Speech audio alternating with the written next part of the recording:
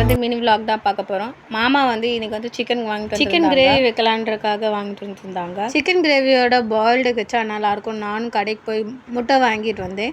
முட்டை ஒரு பக்கம் வேகிட்டு இருக்கும்போது நான் வந்து இங்கிட்ட புதினா கொத்தமல்லி உருவிட்டு இருந்தேன். பிரியாணிக்கு போடுற சில ஸ்பைசஸ் ஏலக்காய், பட்டை, கிராம்பு, ஸ்டார் அதரையும் போட்டு அரைச்சிட்டேன். மிக்ஸி ஜாரில் கொஞ்சோண்டு சோம்பு, சீரகம், மிளகு, பச்சை மிளகாய், புதினா, கொத்தமல்லி, கொஞ்சோண்டு கருவேப்பிலை எல்லாம் வச்சு அரைச்சிட்டேன். கொஞ்சோண்டு சின்ன வெங்காயம் போட்டு அரைச்சேன். கொஞ்சோண்டு பெரிய வெங்காயத்தோட சின்ன வெங்காயம் உடம்புக்கு ரொம்ப நல்லது. முடிஞ்ச அளவுக்கு நீங்கள் சமைக்கிறீங்கன்னா சின்ன வெங்காயமே யூஸ் பண்ணுங்கள். சின்ன வெங்காயம் இருக்கும்போது கண்ணு அவ்வளோ எரிஞ்சிச்சு. நான் எப்பயுமே சமைக்கும் போது ப்ளூடூத் லவுட் ஸ்பீக்கரோட கனெக்ட் பண்ணி பாட்டு கேட்டுகிட்டே தான் சமைப்பேன்.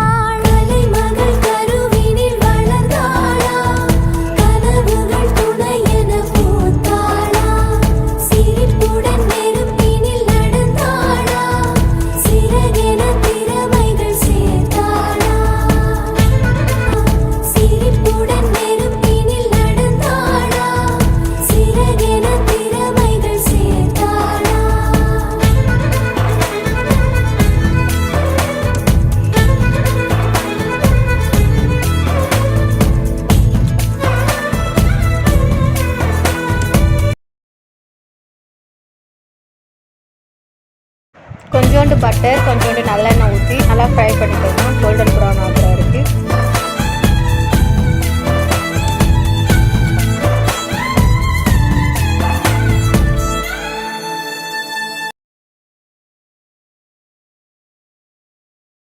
தேவையான அளவு இஞ்சி பூண்டும் அரைச்சிக்கலாம். நீங்கள் எந்த அளவுக்கு கார்லிக் நிறையா சேர்க்கணும் அந்த அளவுக்கு உடம்புக்கும் நல்லது.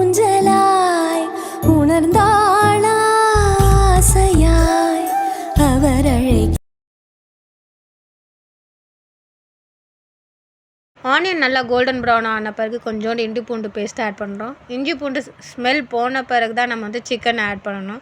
சிக்கன் நல்லா ஒரு 10 to 15 minutes நல்லா வந்து பாயில் ஆகட்டும்.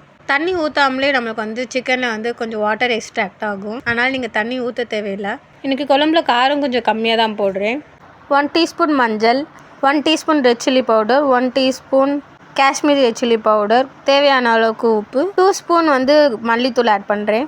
ஏற்கனவே கொத்தமல்லி அதுலேயும் நான் வந்து 3 பச்சை மிளகாய் ஆட் பண்ணியிருக்கேன். ஸோ அதனால் கொஞ்சம் கம்மியாக தான் போட்டிருக்கேன். நீங்கள் உங்களுக்கு தேவையான அளவுக்கு நீங்கள் காரம் ஆட் பண்ணிக்கலாம்.